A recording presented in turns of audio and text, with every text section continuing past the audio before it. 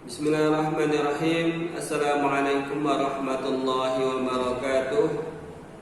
Alhamdulillah, wassalatu wassalamu ala rasulillah wa ala alihi wa sahbihi wa mawalah, amma ba'd.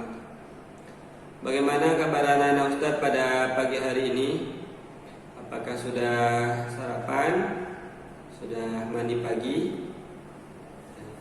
Tentunya anak-anak Ustaz sudah bersemangat, insyaallah akan mengikuti kegiatan pembelajaran pada pagi hari ini.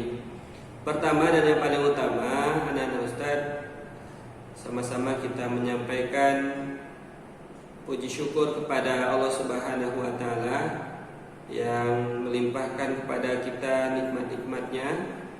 Kita masih dapat untuk beraktivitas seperti biasa, masih dapat untuk bermain, belajar, masih dapat untuk membantu orang tua di rumah. Mudah-mudahan setiap aktivitas yang kita lakukan diberikan pahala oleh Allah Subhanahu wa taala. Salawat dan salam kepada Nabi Muhammad. Allahumma shalli ala Muhammad wa ala ali Muhammad. Kita sampaikan salawat kepada manusia mulia, tauladan kita. Mudah-mudahan kita termasuk umatnya di yaumil akhir nanti, di padang mahsyar kita mendapatkan syafaatnya. Amin ya rabbal alamin. Baik, anak-anak Ustaz yang Ustaz sayangi, sebelum anak-anak Ustaz menyaksikan video pembelajaran kali ini, Ustaz ingin menyampaikan nasihat kepada kita semuanya dari hadis Nabi yang diriwayatkan dari Abu Daud. Ketika Nabi ditanya, Ayyul a'mali afdalu, apakah amalan yang paling utama? Qala, Nabi menjawab, as-salatu fi awwali waqtiha, salat di awal waktu.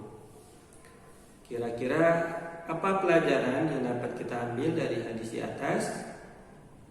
Yang pertama, tentunya menyegerakan sholat di awal waktu merupakan amalan yang paling utama.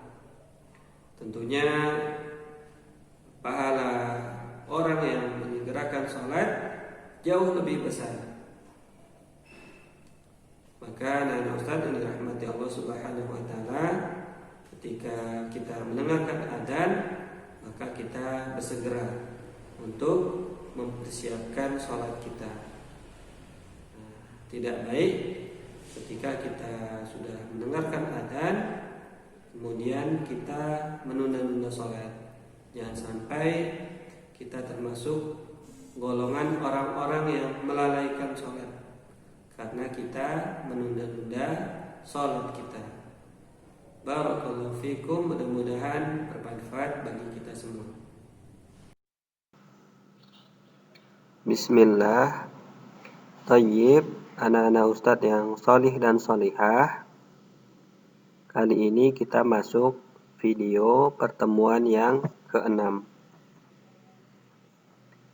Pada pertemuan yang lalu, anak-anak Ustadz sudah mempelajari tentang salah satu makna dari Asmaul Husna, yakni Al-Ahad atau Allah Maha Esa.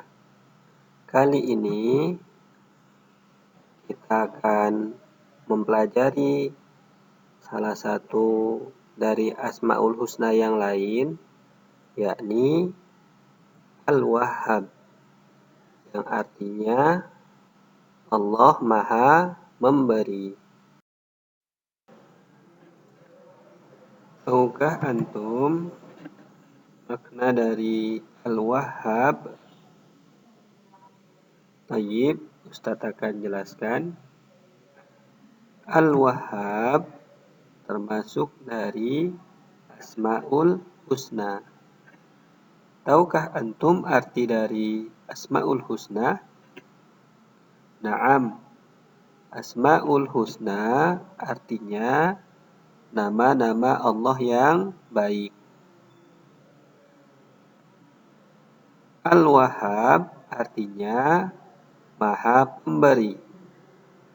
Maksudnya Allah Subhanahu wa Ta'ala memberikan nikmat kepada seluruh makhluknya. Allah mencukupkan kebutuhan-kebutuhan makhluknya, sekalipun makhluknya tidak pernah memintanya. Misalnya, kita sebagai manusia, Allah mengkaruniakan kepada kita anggota tubuh yang lengkap, padahal kita tidak pernah meminta diberikan tangan, kaki, telinga, dan lain sebagainya. Anak-anak Ustadz yang Ustadz sayangi, cobalah lihat ke alam semesta ini. Allah memberikan kepada manusia nikmat yang begitu banyak dan tak terhingga. Dari alam ini, Allah mencukupkan kebutuhan makanan kita. Allah mencukupkan kebutuhan minuman, udara, dan lain sebagainya. Sehingga kita dapat melangsungkan kehidupan kita di muka bumi ini. Coba bayangkan sekiranya Allah menahan salah satu dari pemberiannya, misalkan saja air, maka kita pasti akan kehausan dan kekeringan. Maka nikmat yang mana lagi yang kita dustakan? Baik, kita lanjutkan. Kata Al-Wahhab terdapat di dalam Al-Quran. Mari kita baca bersama-sama. A'udzu billahi minasy syaithanir rajim. Rabbana la tuzigh qulubana ba'da idh hadaitana wa hab lana min ladunka rahmah innaka antal wahhab.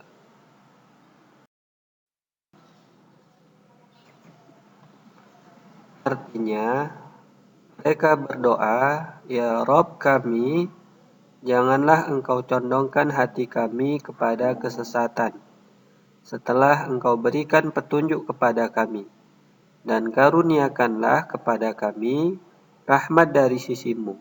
Sesungguhnya engkau maha pemberi.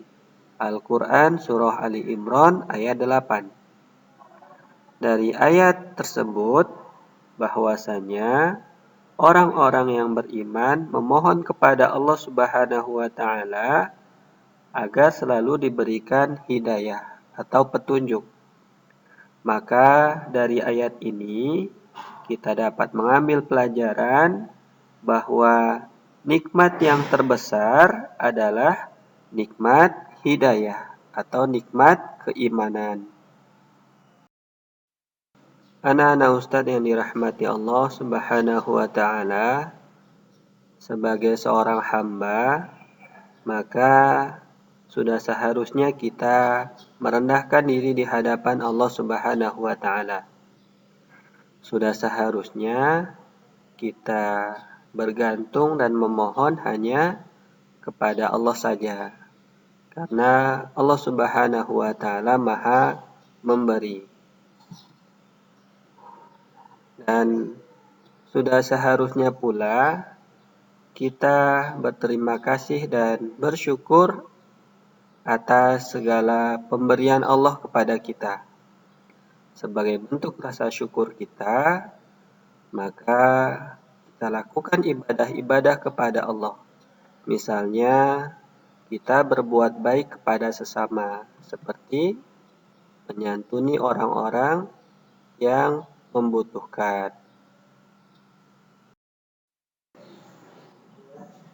Bagaimana anak-anak Ustadz? Apakah antum bisa memahami materi pembelajaran kali ini? Baiklah, di akhir Ustadz ingin memberikan latihan. Mudah-mudahan anak-anak Ustadz semakin memahami materi kali ini. Silakan dikerjakan di buku latihannya. Barakallahu fikum jami'an. Bagaimana anak-anak Ustadz video pembelajaran kali ini? Apakah anak-anak Ustadz bisa memahami dengan baik? Ya, mudah-mudahan menjadi ilmu yang bermanfaat, menjadi ilmu yang diberkahi untuk kehidupan kita. Ustaz cukupkan video pembelajaran kali ini. Subhanakallahumma wa bihamdika asyhadu an la ilaha illa anta astaghfiruka wa atubu ilaik. Kurang dan lebih Ustaz mohon maaf. Wassalamualaikum warahmatullahi wabarakatuh.